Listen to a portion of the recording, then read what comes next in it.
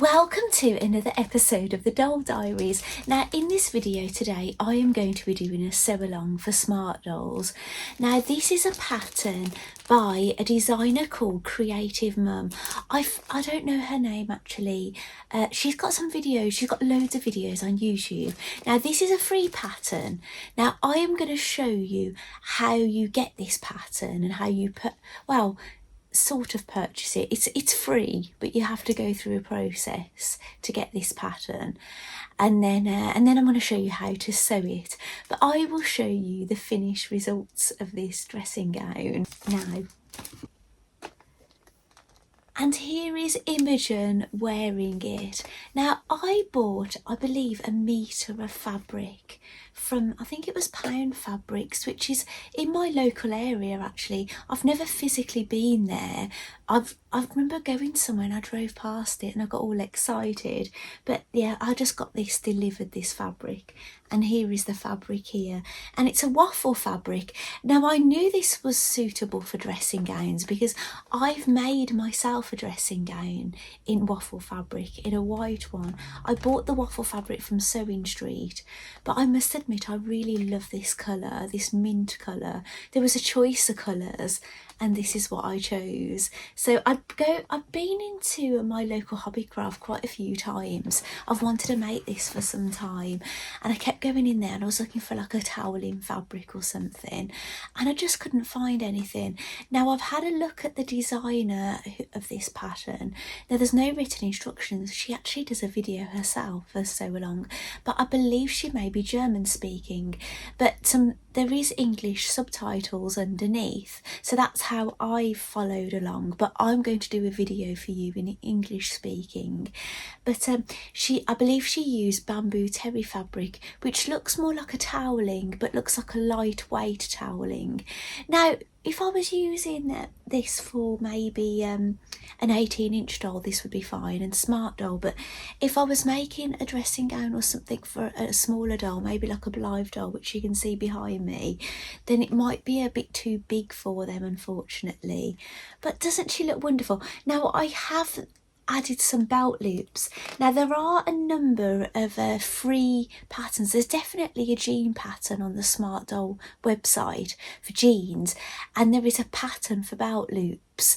So you could use that if you wanted to do belt loops, but I'll show you what I ended up doing. I ended up cutting, well you'll see in the video, but when I cut my belt I had a bit of cut off. I just used that for belt loops, so my belt loops are thicker than what you'd get on jeans. Now the designer of this pattern, she does some hand sewn loops. She does this like nifty thing with thick thread. But yeah, I decided to go down the fabric route and I just put 3 of them on. But I've taken some really cute photos and videos of Imogen wearing this with the hood on, with her standing and things like that. So I'll save that for that. But when I finish that video, when I come back to you, hopefully I will have another one of these dressing gowns, because I've started another. This is the sleeve and this is some fabric. I think this fabric was on sale. I paid £8.50, maybe plus delivery, for this, and look, this is how much I've got left. I'm sure I could get another of these dressing gowns, so maybe I'll make another Smart Doll dressing gown in this colour, or maybe one for an 18-inch doll, I'm not sure yet. And this is the fabric I bought from Hobbycraft. This was a remnant. This is a woven fabric. It's a tiny waffle. It's got no stretch or anything to it, and I got this for £5 and it's more than a metre, and that's just because there was a metre and something left and they can't really sell the extra bit very often. So because I wanted a metre, I could have the rest, so I got the whole thing for £5, which is amazing. So not the original price for it, but look how tiny this waffle is. If I can find a pattern for a Blythe doll, or maybe Barbie or another 1/6 scale doll, I will be able to make a dressing gown for them as well. But that won't be in this video. You're only going to see the Smart Doll ones today. So anyway, I may pop back to you at the end with another dressing gown complete, but I will send you over to that make along now. I'll see you there. So first, you're going to need a pattern. So I've typed in Creative Mum into the search engine, which happens to be Google. Now it's spelt mum, M-U-M, not mom, but it's trying to find other creative mums and mums. So now you can have a look. So you see there's a YouTube channel. That is actually the correct person, but that is her YouTube channel. That's not what we want. So I'm going to keep going down. Now, see the one at the top here, the Creative Mom? No, that's not her. Oh, see, keep going down further. See the one that says Ko-fi? It's got like a blue round thing with a cup. We'll click on that one. Oh, her name's Kathy. Right, now we know her name, Kathy. So these are her patterns. So their cost is in euros, because she's obviously in Europe. So if she's German, if I'm getting that right, I'm sorry if it's she's not German. She could be something else. I'm really sorry. But anyway, I'll keep scrolling down anyway. I purchased that bodycon dress, but not for Pear Doll, for the regular one. But I've not sewn it yet. Yeah, the bodycon for the Smart Doll Classic, I've purchased that one. So if you keep going down.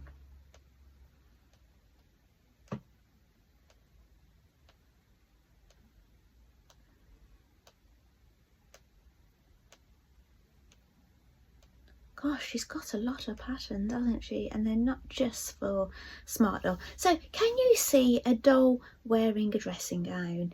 Now see, it says free. 403 have sold. So if we click on that, and you can donate. Now I actually put 0 when I purchased this, only because I was making other purchases. And to be honest, it's not a bad idea as a designer leaving patterns for free, because you might not like the way they, you know, show things. So it's a good idea to test the free one to see what you think before you buy any. But I kind of took the risk. I purchased patterns and I put this free one in, and I thought I'd just do the free one first. So you can put 0 in here if you want to, although it would be nice, because if you got this for free and then you watch my sew along, then Kathy isn't going to get people watching her video, so she won't earn that way. So if you can afford to put something for her, then yes, that would be nice. If you scroll down, that's her video here. So you can click on it directly. So there's no written instructions. She doesn't tell you how much fabric to purchase. But if you buy a metre of fabric or a yard of fabric, of a fabric of choice online, you will have more than enough and you will have fabric left. So let's get to the make along. Now I like to prep my patterns like this. So this is the hood, this is the front. You'll need two of each of these. You need 2 back pieces. There is an opening for this, that's why there's probably 2 back pieces. Usually with human patterns, the back piece would be on the fold, but because Smart Dolls have an opening at the back, we like to leave a gap so we can insert the stand. So some pattern designers don't include this, so always check for this when you're making a new pattern, because that might be important to you. Now what I've done, I don't mind doing buttonholes on garments, so if one doesn't include it, I'll just mark where I want a buttonhole after and do it that way. And here are 2 sleeves. Now you will need a belt. Now it does say this pattern isn't to size. You need a piece of fabric that is 4 centimetres by 65 centimetres. Now I know some of my viewers are American, so you use inches. So I'm going to ask this for you. Alexa, how big is 65 centimetres in inches? 65 centimetres is about 25.6 inches. There you go, 25.6 about. Alexa, what is 4 centimetres in inches? 4 centimetres is about 1.57 inches. 1.57 inches, so roughly around about it. But this is about, it doesn't have to be absolutely perfect. Now normally with something longer than my quilting ruler is like 22 inches or something, I generally will fold the fabric in half, and I'll use a rotary cutter along a ruler and do a nice clean edge, then measure what I need and then cut another line. But what I've ended up doing with this is I'm using waffle fabric, as you might have seen at the start of my video, and I measured 4 centimetres how many waffle bits it would be, and I counted 5. Now, one of my edges was already overlocked because I laundered my fabric first and I overlocked the ends. So I just basically measured 4 centimetres down from there, and I cut, and I just followed the line of the waffle with my scissors, my dressmaking shears, and I cut all the way along. Now I don't know if the designer wants you to do this, because I haven't really looked into how you make this yet, because she is I believe she's German and she's got a video in German, so that's why I've decided to do an English speaking one. But I've ended up overlocking the other side just to match. So maybe she might include overlocking. Now I know not everybody has an overlocker or a serger if you're in America. You could use fray check, or you could do zigzagging along the edge of the fabric. Like some sewing machines have like an overlock stitch as well. You might have that on your machine. So if you've got a machine that's got loads of stitches and you never use them, consider looking in the manual and see if it's got like an overlock foot and an overlock stitch. It won't be like an overlock, as it won't cut the fabric, but it will kind of mimic it. So it is worthwhile checking that out on your machine. So that's the back. Now I haven't done the length of this, so I know this is 4 centimetres down, so that was the top of the fabric. So the selvage edges, so that's the selvage and that's the selvage, that is the sides of the fabric. So you know, if you see those, that's the sides, and this is the top and the bottom, or either way depending on some fabrics, but that's always the side. So I'd cut across the width of the fabric. Now I don't think there's going to be any instructions on how, if you were supposed to do that or not, but that's how you'd normally cut waistbands and things. Most things you would cut it in that orientation. And the same with these. When I cut these out on my fabric, I will have my fabric folded in half. Sometimes I don't fold it truly in half. Sometimes with small patterns like this, I might fold it only the amount that I need for 2 of these or something. But with all of these, basically the selvage will be at the sides. You've got to have them all this way up for cutting out. So I am going to go and mark. Now what I do for these is I lay these on my fabric. Sometimes I'll put a few pins to keep my fabric in half, and then I'm going to draw around them with a friction pen, an iron off pen. So when I've cut all those out, I will come back to you. So I've cut my pieces out now, so I haven't cut the belt to size yet. I'm going to do that later on. Now I've watched a little bit of Creative Mum's video, and what she has done, she wants you to overlock these 2 back pieces along this edge separately. Now I'm going to go to the iron and iron these marks off as well. And she wants the shoulders to be overlocked or zigzags on these pieces as well, on the front pieces.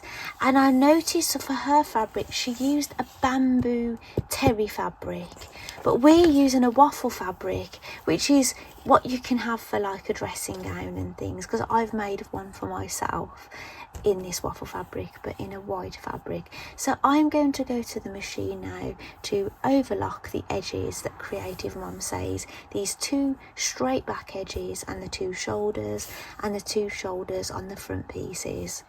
So now we go to these back pieces. They've been overlocked or serged or zigzagged on these two long edges and on the shoulders. And now we've got to pin these two edges together, and we're going to be sewing all the way along, minus the area where the gap is going to be for the doll stand that I showed you earlier, that goes in the back of the Smart Doll's back. Now if you're making this for another doll, maybe a Dolphy Dream doll or something, I don't believe they have that kind of thing in their back. I think they're more like you have a saddle stand with them, from what I know. I've got a mini Dolphy Dream, and Dulcie, she's lovely, she is, and yeah, she doesn't have an opening in her back. I found some of the patterns, the Smart Doll patterns, as long as they're not too long, like the dresses and things, fit her, because she's on a Mochi Ashi 2 body, so she's a bit chunkier than the regular mini Dolphy Dreams. So here is the pattern piece, and it shows you where we're going to be marking this opening. Now she just kind of, when I looked, she just kind of mentioned it, but I'm going to physically mark this on. This one's blue, definitely a friction pin. So I am going to sew with a 5mm or 1/2 centimetre seam allowance along this edge, go forward and back, get to the opening, go forward and back, then don't sew that, then start again, forward and back, and all the way to the end and forward and back, and then we'll go on to the next stage. So that is sewn like this. Now what we've got to do is we've got to open out this seam allowance. Now it's probably a good idea to take it to the iron, and then from the other side we've got to do some top stitching all the way down the side of that seam and back again, and hopefully that should all be open then where the opening is for the stand. If this fabric is quite lumpy, so yeah, it should all be sitting like that, but we've got to sew it from the other side. So if you're a bit concerned about catching all of that, what you can do is, I'll iron this and I'll come back. Right, I've ironed that open the best that I can. Now I get pins and I hold a piece of it in place, and I think about the direction I'm going to be sewing this. So I'm going to be sewing down on this side, so I want the pin in that direction. So just check what you've done, you have pinned that down. So I'm just feeling it. Yeah, it's managed to catch that. Maybe one more on here.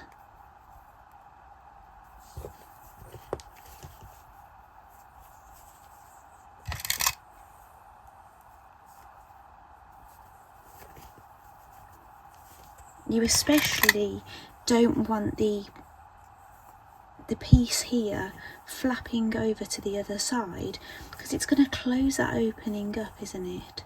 So I'll just make sure I pin that now.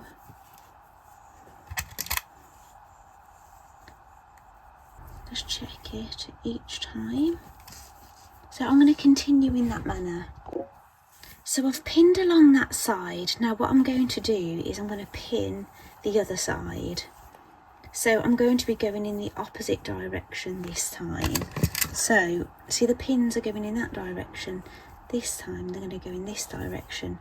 Now it might be worth me using a zipper foot when I'm sewing this, because I'm going to be getting quite close to the pins that are on the opposite side, and we don't want the sewing foot getting stuck on them, do we?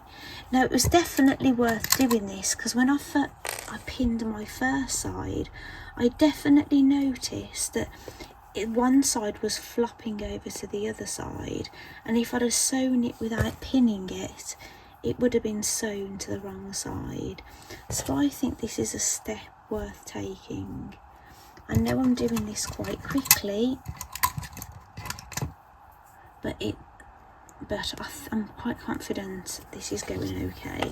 So if I have a look on this side, maybe an extra pin here would serve me well, because this is the most important part, this opening.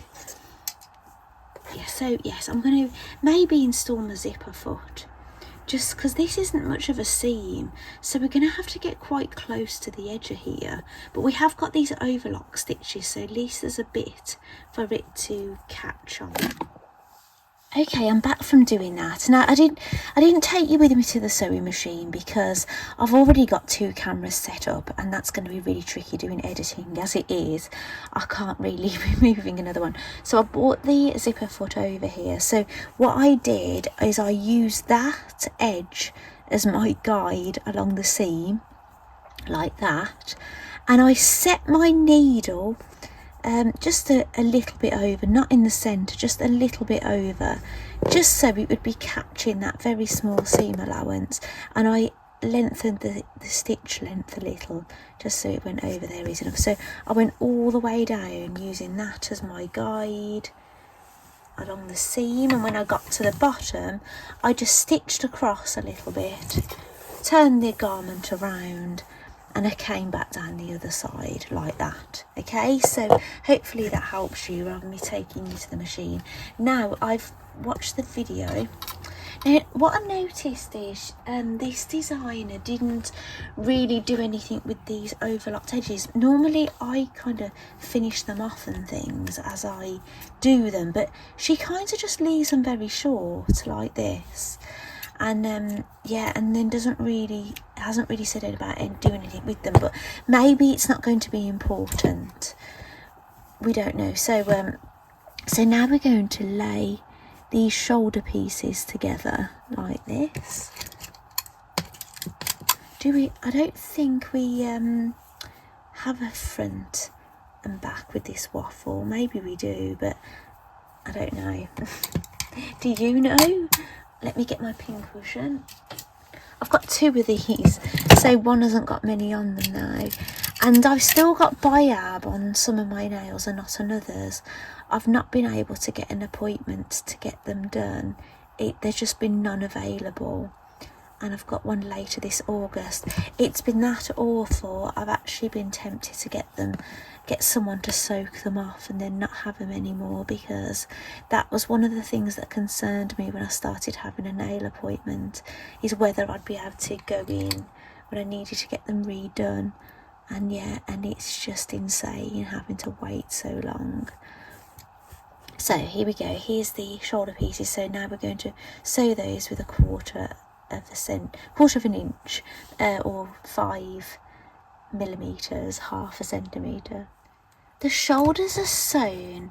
I'm just going to tidy up some of these threads. This particular video doesn't speak about this. I suppose they're just taking it for granted that you're doing this. I'm just going to trim some of them down because yes, I'm so used to being so tidy as I sew. Then yeah, I'm not used to this. So anyway, so what she decides to do then is to sew the shoulder then. So she opens the garment out like this, and she gets her shoulder pieces. Now these really cut out lovely, you know. I didn't mention this before. So we're looking at the right side of the garment. So this is, doesn't really matter which way this goes, I don't think, but you have to find the centre. Oh gosh, okay, I didn't make note of this. We line these back up. So check these are the same because there's a front and a back on these. Yeah, those match now. So let's look where my pen marks are. So my pen marks are here. Yes, there's some doll clothes. It's not an issue. They kind of mimic the front and back. So yeah, this is the back, this is the front, and we've got a mark here. So I'm going to have to mark this each side.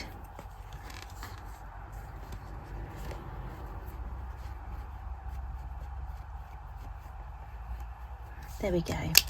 So that's our mark. This is the back. So I've got to think about this. This is the back, and this is the back. So this one, so the back matches back. Here's the back. So this time I've got to flip this one. I've got to flip this one this way. So do you see the mark that we made? Match that with the centre. I'm going to, you can write an F and B on your fabric just in case something goes wrong. Now she doesn't put any easing stitches or anything into this sleeve, or, you know, like or gathering or anything. She just literally sews this in. So we're going to try and do the same. It looks almost a little bit longer on the garment to the sleeve, but we're going to trust this process. Sometimes you can fold it, like bend it round the end, if you know what I'm saying. That's going to be a shoulder, so you can she just pinned it flat, but sometimes I like to do this, so I'm matching my ends and I'm imagining this is sitting on a shoulder.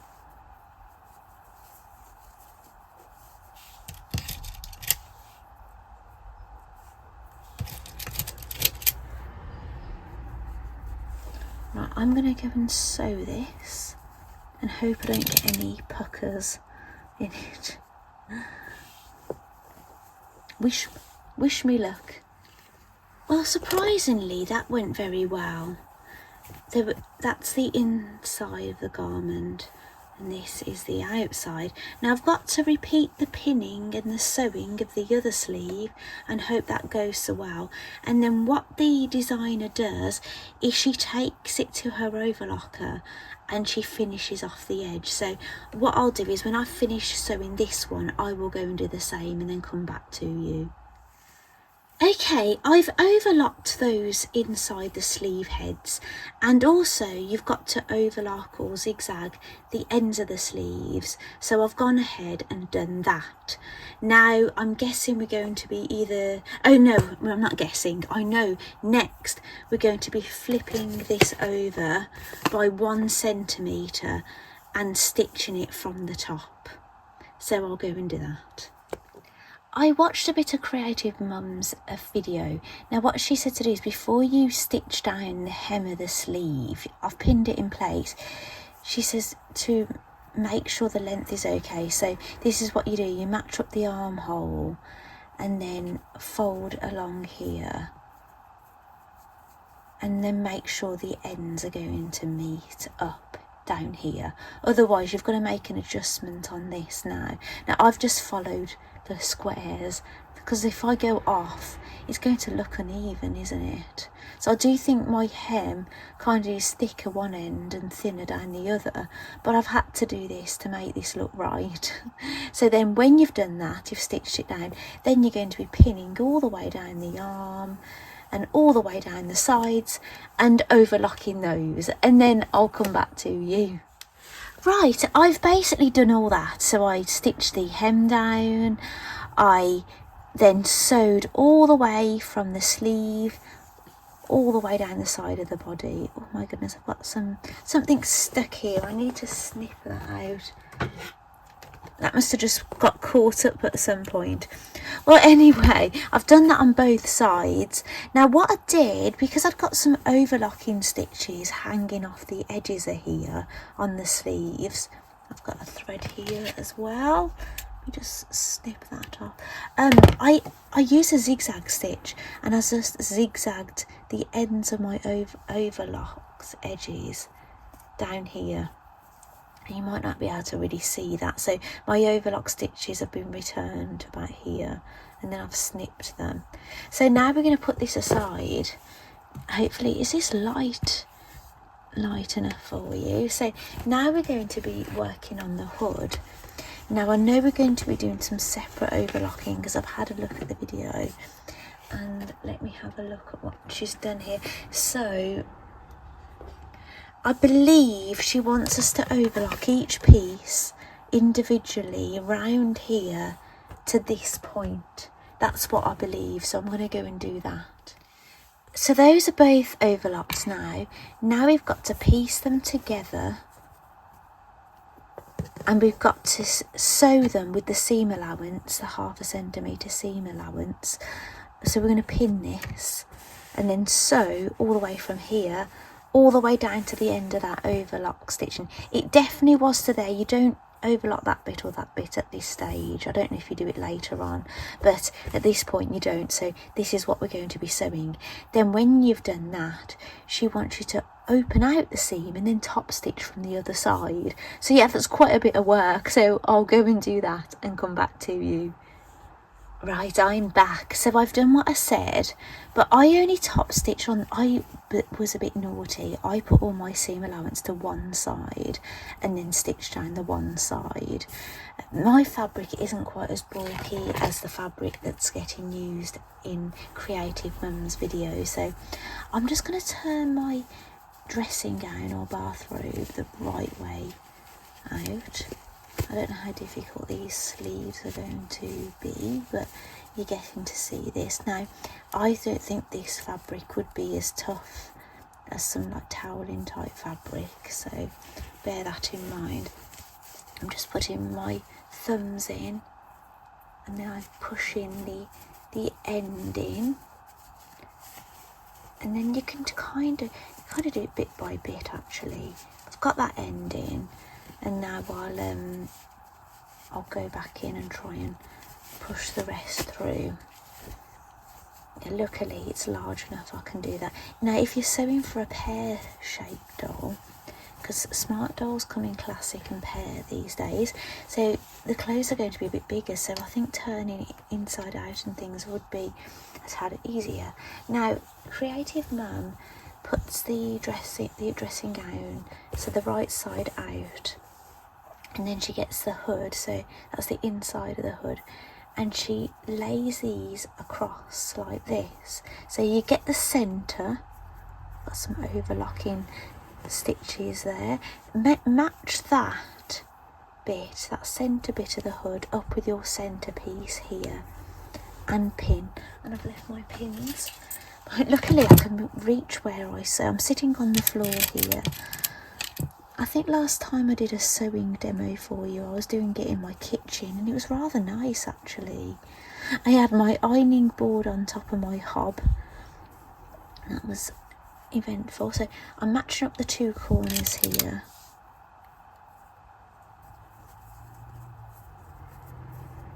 And I'm kind of putting some of my pins diagonal and some horizontal. I just want to see how this is going to fit actually. You just pray, don't you, that it's all going to come together okay when you're sewing these things. So yeah, I think I'm going to double check this. I want to check that she's not just sewing there to there. I want to check before I sew. I want to check that it includes this piece. But I'm going to pin it anyway. And I'll when I've checked, I'll do my sewing, and then I'll come back to you and I'll confirm that it's sewing all the way across. I don't want to tell you something wrong.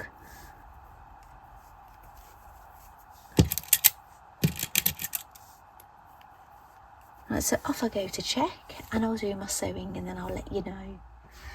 Yes, I was right in thinking that you pin right to the end. So basically I've sewn all the way across. Now what she wants you to do is overlock this edge, or however you're doing it, and then when you've done that, she wants you to fold that seam allowance down, and she wants you to top stitch all the way around the base of that hood. So we've got quite a bit of sewing to do, so good luck with that, and I'll see you on the next bit.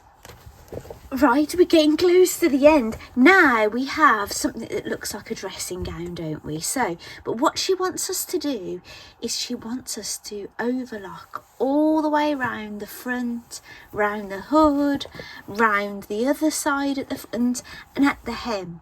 So I'm going to do that, and then when you've done that, she wants us to measure 2 centimetres at the bottom, all the way along the bottom, and then she wants us to pin it.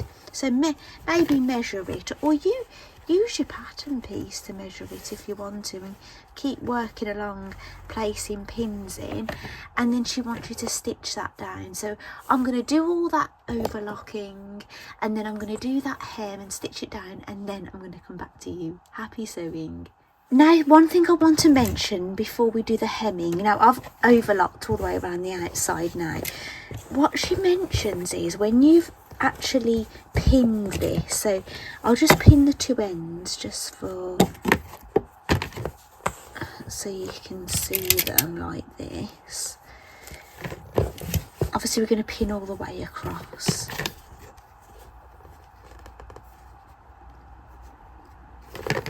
Just pin that there. What she wants you to check is that they're going to meet at the front. So I've got a little end that got caught here. Not caught, but is still there.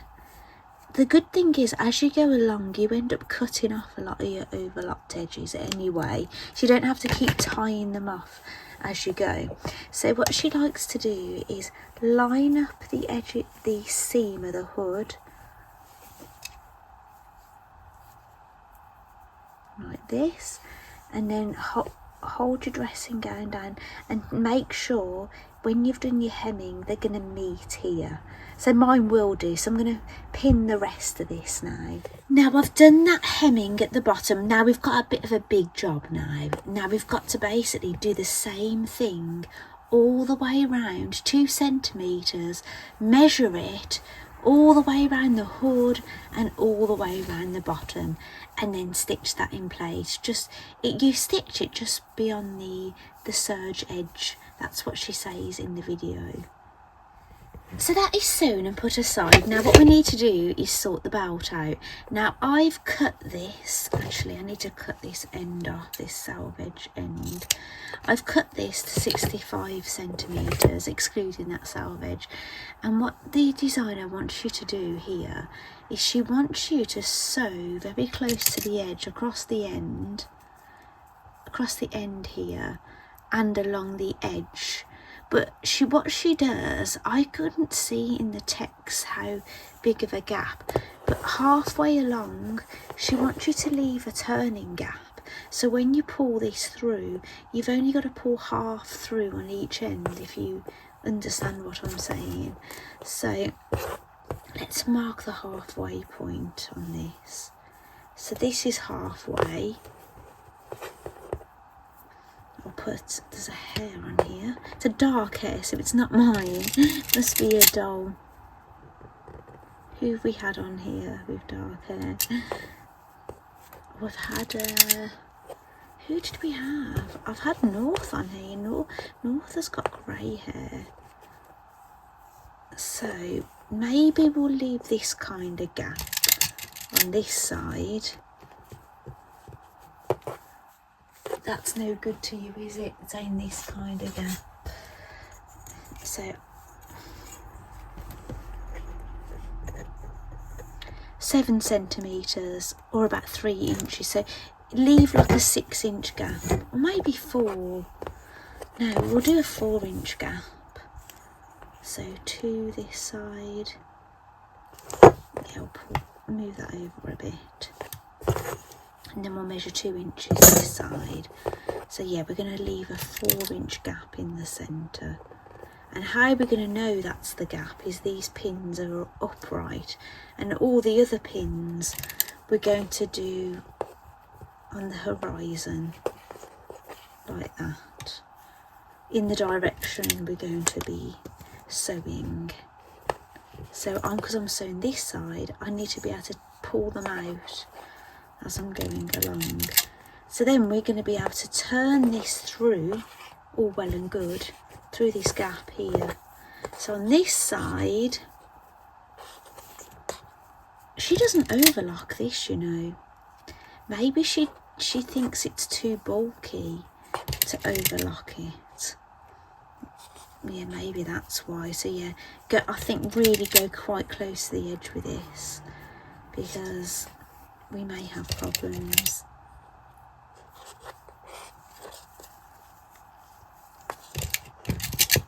Right, do you need to see me pin all this? Probably not. Right, this is the final pin. Right, I'm going to go and sew that then. So I'm going to start on one end and sew all the way down to that vertical pin, go forward and back. And then I'm going to start at this end, I'm going to sew along here, go all the way down to the vertical pin, go forward and back, and then we're going to have a turning gap. I'm going to try and turn the ends through this gap. Right, all is going well. I've done one side, so I thought I'll come back on camera. So I've got one of these Prim turning tubes. Now this one is the right size for going in this. Now, I didn't push it into the tube, which what you normally do. You normally push your fabric in.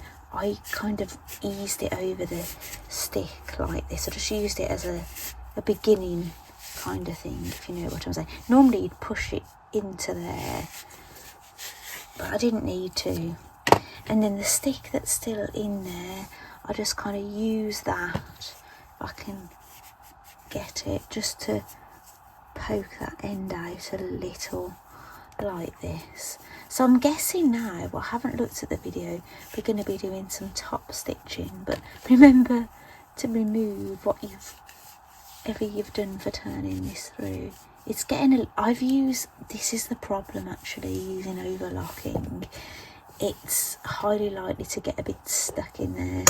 So what we're going to do, we're going to turn these edges in like this. Now without looking, I think she's going to top stitch this. So we won't do that until I've checked. Let's get these pins. But we just want to pin this opening. Maybe she'll want you to do a ladder stitch. She might just want you to do a hand stitch to stitch up this hole. If she doesn't want you to top stitch, that is a possibility. But we don't know, do we? Because I haven't watched it. I'm watching anime actually while I do this, so I have to keep going back to YouTube to check the video. I don't really like, even though I'm making a sew along video, I kind of prefer myself following instructions. I can just watch what I like on TV. But that's because it's because I'm not learning, am I? I'm not learning sewing. But when you're learning, obviously videos are the way to go. So I think that would be quite nice, like that, if I managed to get it flat.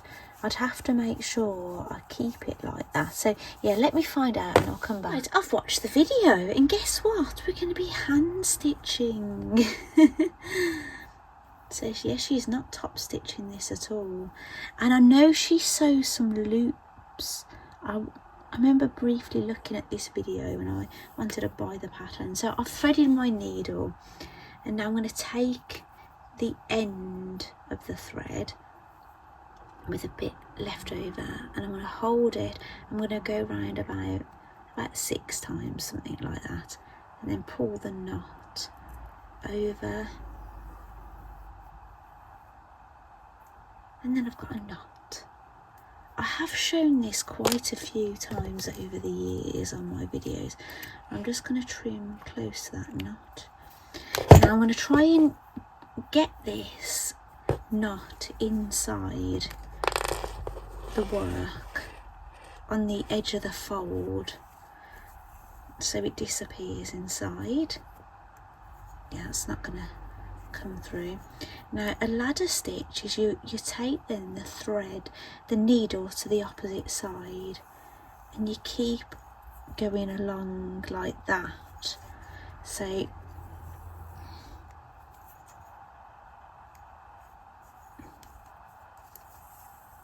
and if you pull it, the stitches disappear. So see, my thread is coming out here, go directly to the other side, go into the fabric, and then come up a bit further away like that, and then do the same again, come back over this side, and we're going to keep doing that, this ladder stitch. You could have done a whip stitch where you just keep going over and over and over, but this is going to be the most invisible of the stitches. Now I can see my overlocked stitches sticking out here, so I'll poke that back in. Did I catch that while I was chatting? Let's take this pin out.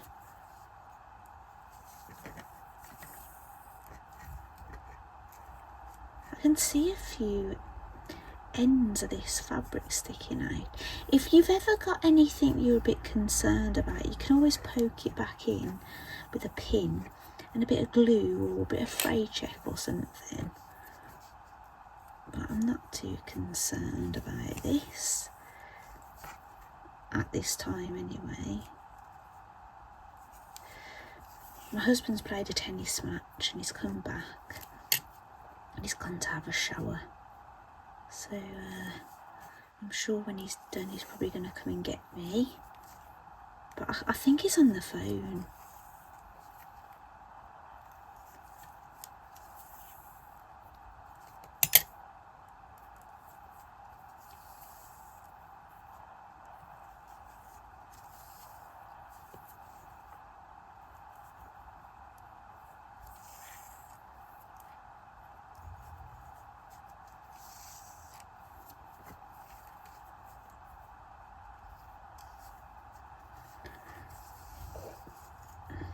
I'm going to make a loop. So go into the fabric where you came out and pull. So you've got a loop, go into your loop. I'm going to do this. Oh, am I caught? No. 3 times I think.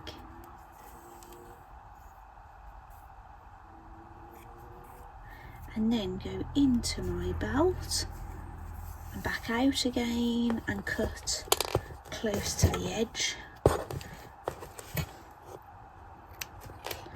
There we go. See what I'm saying? I've got some little ends sticking out here. These are big dressmaking shears, so I probably shouldn't do this really.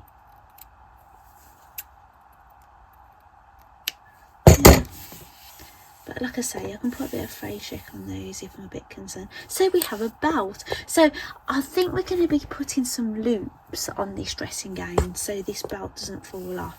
But what I would definitely do is I would hold my belt in half and find the halfway point. And then I'll take the dressing gown, I'll find out where the waist is, and when I find out where the waist is, I will stitch in the middle here too, so it never gets lost. But I'm just going to put a pin here and I'm going to do some investigating and then we're going to move on. Right, the designer wants you to measure 4 centimetres underneath the arm. And I've done that, so I've measured from the armpit down and I've made a mark. And down this side I made a mark. And she wants you to sew some loops there. Now, I would say if you are sewing your loop there, that's going to be the top of your loop, and make the bottom of your loop a bit further down, because I've tried this on a doll body and I found the belt sat just above here. So let me get that. Oh, my pin came out. That's unfortunate, isn't it? Let's do that again, the halfway point. So I'm going to pin that just above this hole and then have a look at it.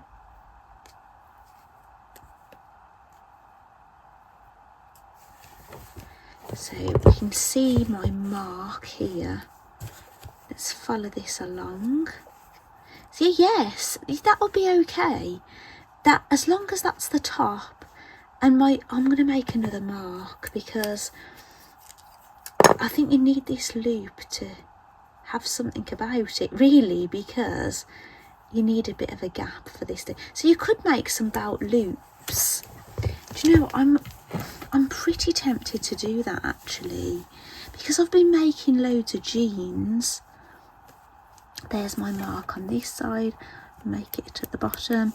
Yeah, I wouldn't mind making some belt loops. So yeah, I'm going to go ahead and do that. Now, if you're wondering what pattern I'm going to use, I will use one of the jean patterns.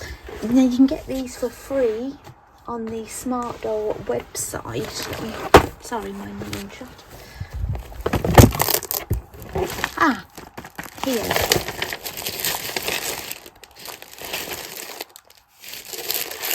I haven't used that pattern. I tell you what, I've made these jeans recently. So any jean pattern will have belt loops. Okay, slight change of plan. I'm not going to use this exact piece. Do you remember we had too much belt left? I've just basically cut a length of that. I'm going to keep it that length. We could either just fold these over like this and stitch them down, and they're going to be a bit thicker than the jeans, or we could actually sew it that way and flip it inside out like we did the belt. So I think I may do that, but what I might do is I might secure one end, sew all the way down, and then flip it out. I've done that, so I'm going to put that back in there. I'm not going to trim anything. I didn't trim anything last time with the belt, and we managed to do it. Here we go. So now we've got to cut these up to the size that we want. Maybe I need to get that pattern back just to get an idea, or maybe I'll just cut this into 3. I think how many am I going to do? Maybe just 3, 1 at the back, 2 at the side. So I'm going to eyeball this.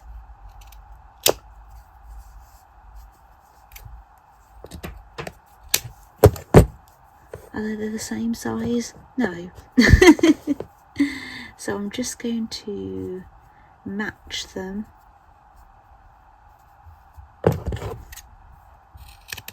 There we go, we've got 3 loops. Right, this is the second dressing gown. Now, how I mark the belt loops on this one is just above this gap here for the stand. I've made a mark, and then what I did, I put a ruler across. This isn't a very flat surface I'm filming on now, but this was flat when I did this, and I marked the 2 other marks, and they were all in line. So these are going to mark the bottom of my belt loops. So that's how I've done it on this one. So I've got my 3 belt loops, which I've just, with these ones, I didn't do a turning loop like I did with the mint green one. I just did them like jean ones, where I've just stitched them down and from on both sides. So what I will do, I will sew them on, so the right side is facing at this mark like this. Just put the other one on, so that's the right side, flip it over, that's the right side, flip it over like that. So I will stitch those on like that, and then when those are on, I will fold over this edge and flip it up and then stitch it from the top. So bear that in mind, I'll fold that end over, flip it up and stitch it on the top. Okay, so I'm going to go ahead and do that, and then we're going to be all finished. Okay, I'm about to stitch the top of these. So I've done the bottom, flipped them over, and this is quite bulky, so you can use one of these Gina-majig things.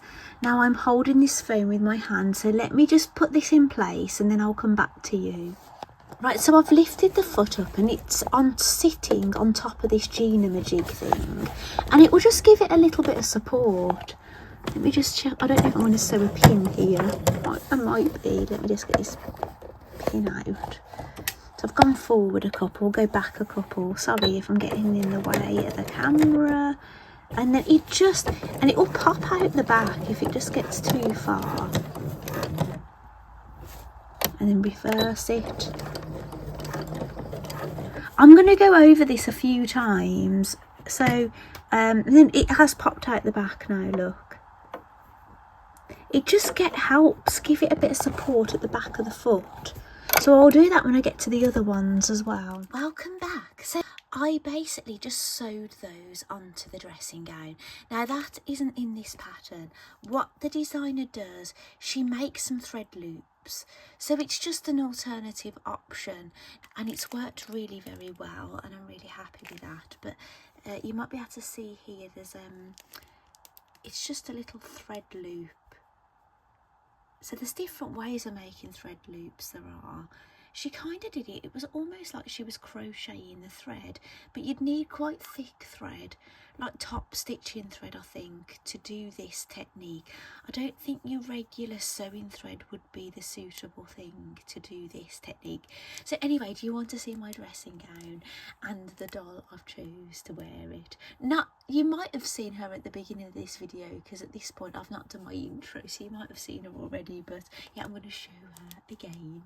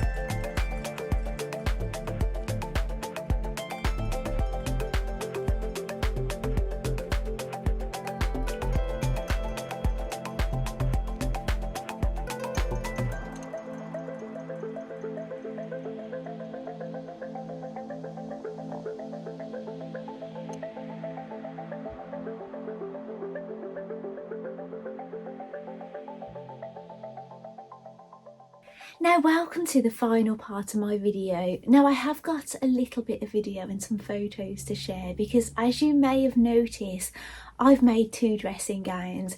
Now the reason, I'm sorry if it got a little bit confusing, that you was watching like a minty green dressing gown and then you could see a pink one, and it was just because when I got to editing stage I noticed that I hadn't shown the button loop sewing on, and I just thought maybe that would be a nice thing for you to see, so I decided to kind of throw that in there. So I have made 2, so let me get them, and I've put the one I made on. This is the one I made before I made Dolly ones. It makes me look huge actually. They're not the most flattering of things, are they, dressing gowns? So but they look way more beautiful in theirs. So here is the lovely Imogen. Now I've took some lovely photos of her on her own, and I think I've shared those with you already. Oh my goodness, the sun is coming out. Here comes the sun. Oh my goodness, I may have to wait for that to go. Bear with me. Right, I've had to wait ages to do this ending because of the sunshine, and I thought, oh my goodness, it's gone. But yeah, I'm going to try to do this anyway. So as I was saying, what was I saying? I don't know.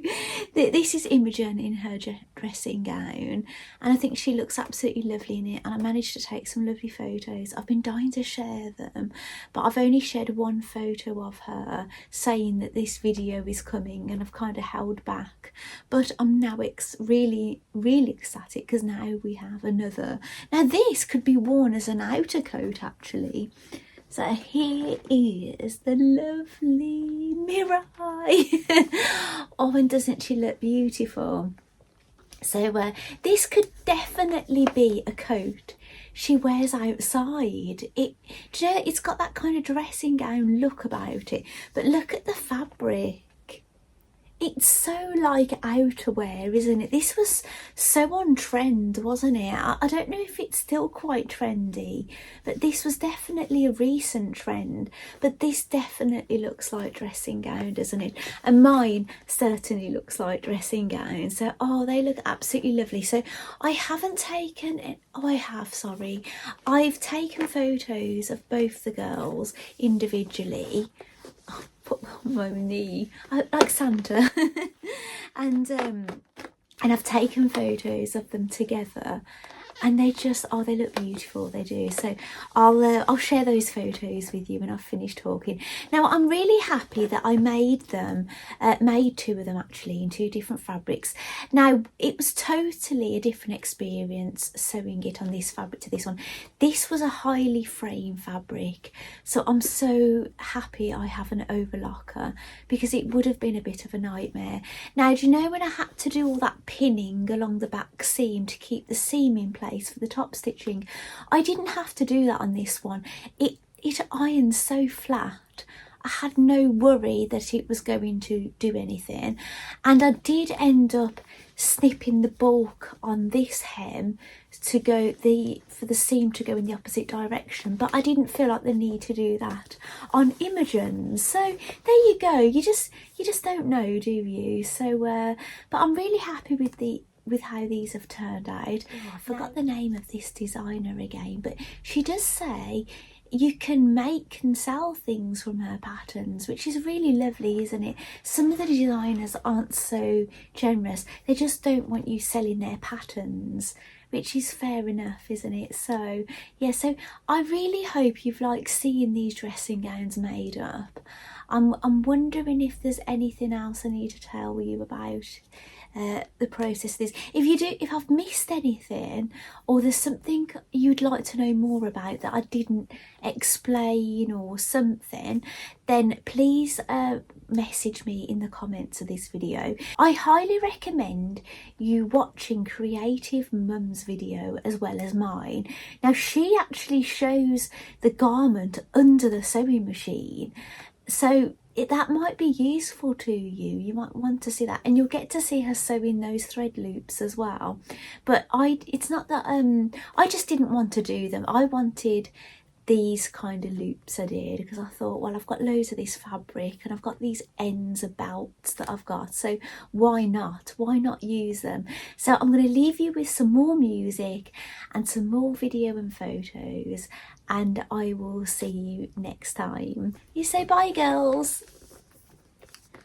Bye bye. So this is, say bye, Imogen. Bye, Mirai. Bye.